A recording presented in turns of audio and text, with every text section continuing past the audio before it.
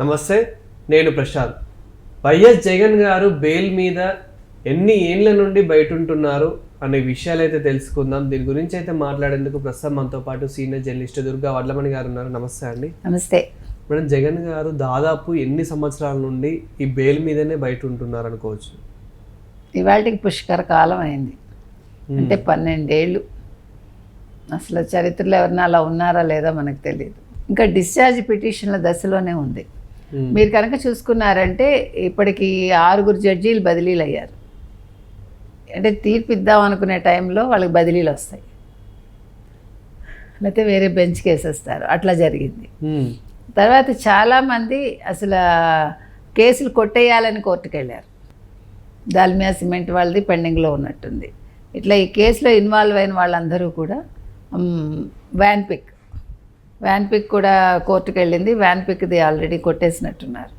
అంటే సాక్షులు కూడా మీకు మార్పు. అప్పుడు సాక్షులు ఇప్పుడు ఉన్నారా లేదా ఎవరికి తెలుసు? అసలు విచారణ ఎక్కడ? డిశ్చార్జ్ పిటిషన్స్ దశలోనే ఉంటే ఎప్పుడు దాన్ని విచారిస్తారు? ఎప్పుడు సాక్షుల్ని విచారిస్తారు? ఎప్పుడు కేసులోకి వెళ్తారు? కేసు ఎప్పటికి తేలుతుంది? ఇవన్నీ జరిగే పనులా? అంటే ఇవాళ యాక్చువల్గా అతను ఒక సమావేశం పెట్టుకున్నారు మొత్తం అందరితోటి, అంటే వైసీపీకి సంబంధించిన క్యాడర్ తోటి. ఈయన 2012 మేలో అనుకుంటా అరెస్ట్ అయ్యారు. ఆయన మే 27. సో 2013 సెప్టెంబర్ 24న రిలీజ్ అయ్యి ఆయన జైలు నుంచి, అంటే 16 నెలల తర్వాత ఊరేగింపుగా ఇంటికి వెళ్ళాడు. అంటే ఆయన ఉద్దేశం ఏంటంటే, నేను 16 నెలలు జైల్లో ఉన్నాను. ఈ 16 నెలలు జైల్లో ఉండగా ఒక చెల్లెలు బకరా అయింది. షర్మిల అనే చెల్లెలు బకరా అయింది అన్నగారి కోసం. ఆవిడ పాదయాత్ర చేసి 3000 కిలోమీటర్ల పై చిలుకు. ఎవడైనా తెలివైన వాడైతే, నిజంగా ఆవిడకి తెలివి లేదు నన్ను అడిగితే. షర్మిలకి తెలివి ఉండుంటే ఆవిడ ఏం చేసేది? వైఎస్ జగన్మోహన్ రెడ్డి కోసం పాదయాత్ర చేయటం ఎందుకు? నేను వైఎస్ రాజశేఖర రెడ్డి వారసురాల్ని, మా అన్న తప్పు చేసి జైల్లో ఉన్నాడు, అక్రమాస్తుల కేసులో అరెస్ట్ అయ్యాడు, కాబట్టి నన్ను ముఖ్యమంత్రిగా చేయండి, నన్ను ఎమ్మెల్యేగా ఎన్నుకుని నన్ను ముఖ్యమంత్రిని చేయండి అని అడుగుంటే కళ్ళు మూసుకుని ఆవిడ ముఖ్యమంత్రి అయ్యేది. ఇవాళ రాష్ట్రానికి నీ దరిద్రాలు ఉండేవి కాదు. అవునా? అక్కడ ఆవిడ అన్నగారిని నమ్మింది. అన్నగారిని నమ్మాక ఏం జరిగింది అందరికీ తెలుసు. అన్నగారు ఎలా బయటికి పంపించేశారు, అన్నగారు ఒక రాజ్యసభ సీటు కూడా ఎలా ఇవ్వలేదు. తర్వాత చెల్లెలతోటి లేదు, ఒక కుటుంబంలో ఒకళ్ళే రాజకీయాల్లో ఉండాలి అని చెప్పటం కావచ్చు. ఇన్ని జరిగాక ఇవాళ సెప్టెంబర్ 24న పుష్కర కాలం అయ్యాక ఈ సమావేశంలో ఏం చెప్పబోతున్నారంటే, అంటే తను ఫర్దర్గా నేను రాజీనామా చేసేస్తాను ఎమ్మెల్యేగా, అందరు ఎమ్మెల్యేలు ఎంపీలు రాజీనామా చేసేయండి, చేసేసాక నేను ఎంపీగా పోటీ చేస్తాను కడప నుంచి అని ఆల్రెడీ చెప్తారు. భారతీరెడ్డి రాజకీయాల్లోకి ఎంట్రీ ఇస్తారు. ఇచ్చాక ఆవిడ పులివెందుల నుంచి ఎమ్మెల్యేగా పోటీ చేస్తారు. ఆవిడ పులివెందుల నుంచి ఎమ్మెల్యేగా పోటీ చేస్తే అవినాష్ రెడ్డి ఏమవుతారు కడప నుంచి మరి ఎంపీగా, ఆయన రిజైన్ చేస్తే అంటే సజ్జల స్థానంలో అవినాష్ రెడ్డికి పార్టీ పగ్గాలు ఇస్తారు. ఇవన్నీ జరిగితే షర్మిల చూస్తూ ఊరుకుంటారా? ఆ రోజు షర్మిలని ఏమన్నారు జగన్మోహన్ రెడ్డి, నీ రిమోటు చంద్రబాబు నాయుడు చేతిలో ఉంది అన్నారు. ఆవిడ రిమోట్ చంద్రబాబు నాయుడు గారి చేతిలో ఉంటే షర్మిల ఏమన్నారు, నా రిమోట్ చంద్రబాబు నాయుడు గారి చేతిలో ఉంటే నీ రిమోట్ భారతీరెడ్డి చేతిలో ఉందా అని అడిగింది ఆవిడ. అంటే ఇవాళ ఎందుకు గుర్తు చేస్తున్నామంటే, ఇవాళ కాదు, మొదటి నుంచి పార్టీ పగ్గాలు కావచ్చు, పార్టీ అంతా కూడా పనితీరు అంతా కూడా భారతీరెడ్డి కన్సర్న్లో సాగింది. అందుకని భారతీరెడ్డి ఇవాళ రాజకీయాల్లోకి వచ్చిన కొత్తగా జరగబోయేది ఏమీ లేదు.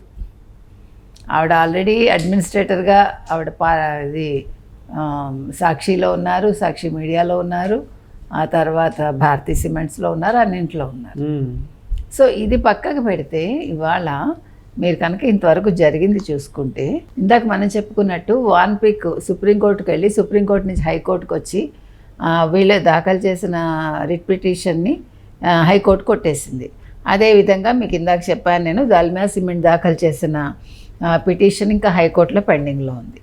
అయితే Sandur power company limited, Carmel Asia holdings private limited, తర్వాత సరస్వతి పవర్ అండ్ ఇండస్ట్రీస్తో పాటు ఇంకా వేరే వాళ్ళకి చెందిన కంపెనీల వ్యవహారాల్లో చాలా ఉల్లంఘనలు చేశారు వీళ్ళు.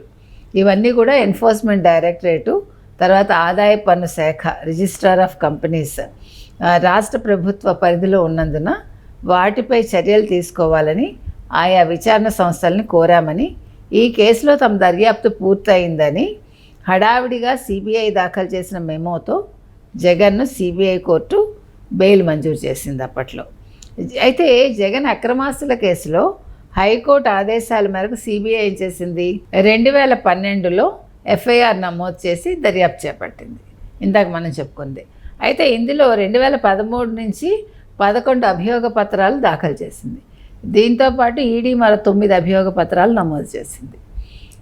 సో 2013 నుంచి దాఖలైన జగన్ అక్రమాస్తుల కేసుల్లోని డిశ్చార్జ్ పిటిషన్లు ఇప్పటి వరకు కూడా 7 న్యాయమూర్తులు, మనం 6 అనుకున్నాం, విచారణ చేపట్టాక అవి పూర్తి కాకముందే ప్రతి వాళ్ళు బదిలీ అయిపోయారు. ప్రస్తుతం 8వ న్యాయమూర్తి డాక్టర్ టి రఘురామ్ వాదనలు వింటున్నారట.